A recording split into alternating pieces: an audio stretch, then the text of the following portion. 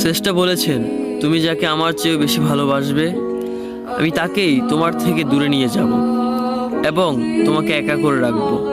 তিনি আরো বলেছেন, কখনো বলবে না তুমি তাকে ছাড়া বাঁচবে না, তবে তাকে ছাড়া আমি তোমাকে বাঁচাবো এবং পিছনের অনুগত সব আবেগ পুড়িয়ে নিয়ে তোমাকে দিব্যি সামনে নিয়ে যাব।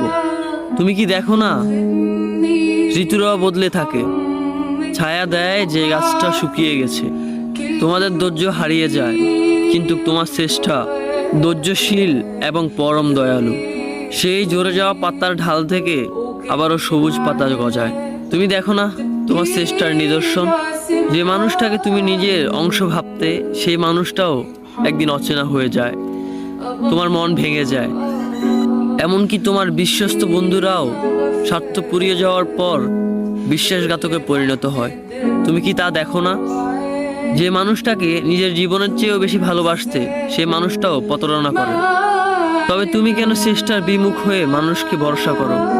অদ্ভুত এই পৃথিবীতে যখন তুমি ভাবো এটা হবে না কখনোই, কিন্তু কিছুক্ষণ পর সেটাই হয়। সেটাই হবার নয় কি? তুমি বলো আমি পড়বো না, অথচ তুমি পড়ো। তুমি বলো আমি বিরক্ত হব না, অথচ রোজ তুমি বিরক্ত হও।